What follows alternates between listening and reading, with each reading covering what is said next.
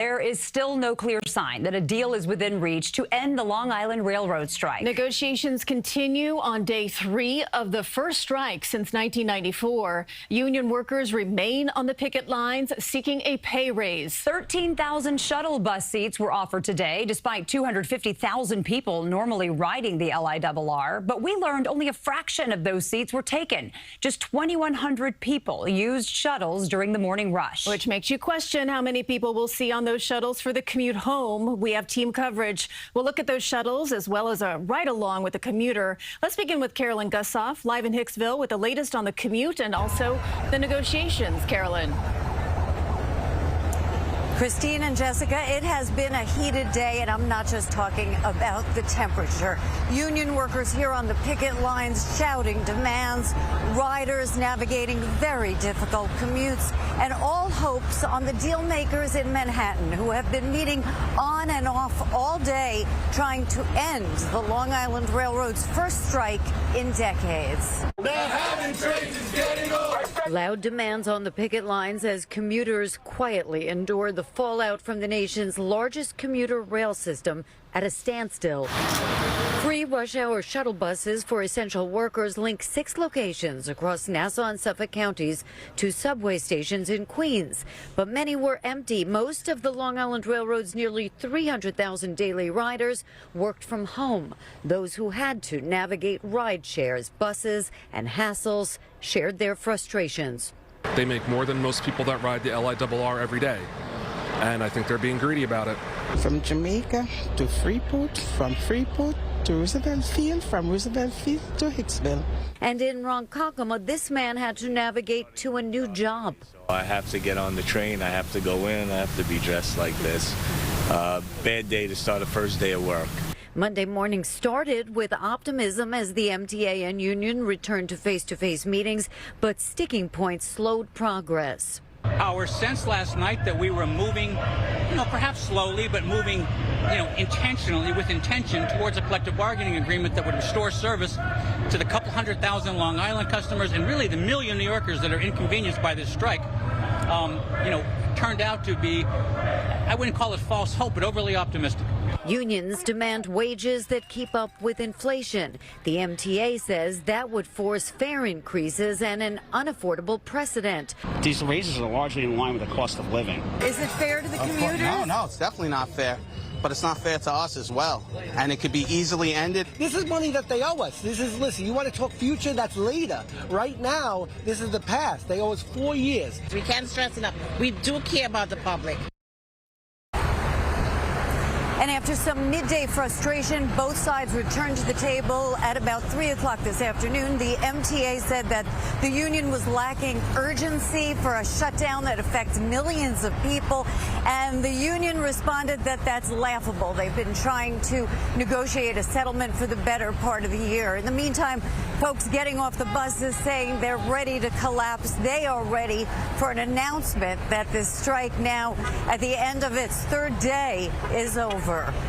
Reporting live from Hicksville, Long Island, I'm Carolyn Gusoff. Back now to you, Jessica and Christine. Carolyn, thank you. Our team coverage continues with a closer look at the shuttle buses running for commuters now. Limited bus service is available to and from 6 locations on Long Island, connecting with subway transfer points in Jamaica and Howard Beach. Jenna DeAngelis is live for us in Jamaica, speaking with commuters on their way home about how the day went. Jenna? Christine and Jessica, we're at Jamaica 179th Street Station. This is one of the shuttle locations. I want to give you a look. You can see plenty of MTA staff and MTA police on hand here to help. We've been watching people get off the subways and onto the buses here. And I have to say, so far in speaking with people, many who aren't even commuting from work, mixed reviews on how this all went. It's chaotic, but this looks organized. Staffy Chavez waiting in the line of commuters boarding shuttle buses from Queens back to Long Island. The St. Albans resident first took a city bus to get to this 3 p.m. shuttle. It was crowded, it was chaotic, it was confusion. Starting his day hours earlier than usual to get to Fire Island for work by 8 p.m. Just a really big inconvenience.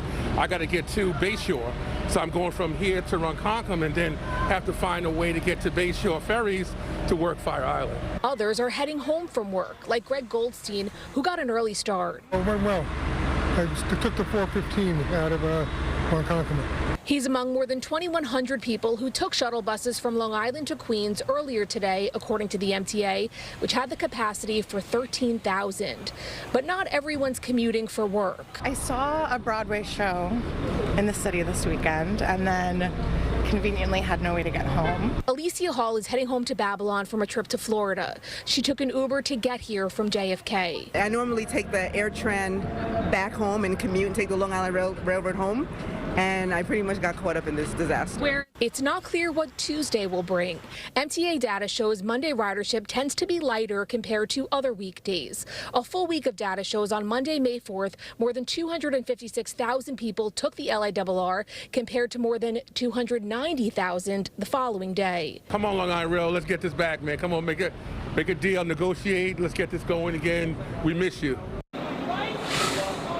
So these shuttles will run to Long Island until 7 p.m. and then tomorrow they will resume from Long Island from 4:30 to 9 a.m.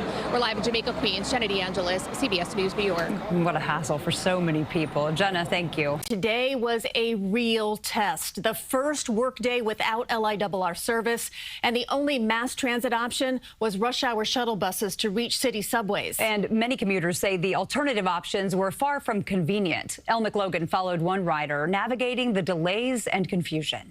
Plenty of buses at Mineola, but also confusion around which to take. They're saying to go to Howard Beach and then take the A train. By 7 a.m., Marcia Iverson was already 20 minutes behind after getting a ride over from Westbury. She's a financial consultant headed to a conference near Union Square. The conference starts at 8 o'clock. We waited 15 minutes for the bus to pull away before starting the timer on Iverson's commute, a trip that normally takes an hour door to door. She's used to crowded trains. Our bus was only about a third full. Where are they? She opted not to drive herself, fearing bumper-to-bumper traffic. Almost a half hour left in this drive. So how are you holding up at this moment? I think maybe I made a bad mistake. 1 hour and 16 minutes later came transfer number 1. MTA personnel were ample, and after overcoming OmniCard troubles, we boarded the A train at Howard Beach. Are you exhausted yet? Not exhausted. Very stressed. By the time we reached Fulton Street, Iverson had already missed the networking breakfast, but held out hope to make it for her presentation on personal finance education. This is the trip from hell. We squeezed onto a packed train and finally emerged at Union Square, completing the 2-hour and 17-minute trip from Mineola. And tomorrow she'll have to do it all over again. What have you learned today that you're going to take into account tomorrow? A, leave earlier, and B, try to get out of it.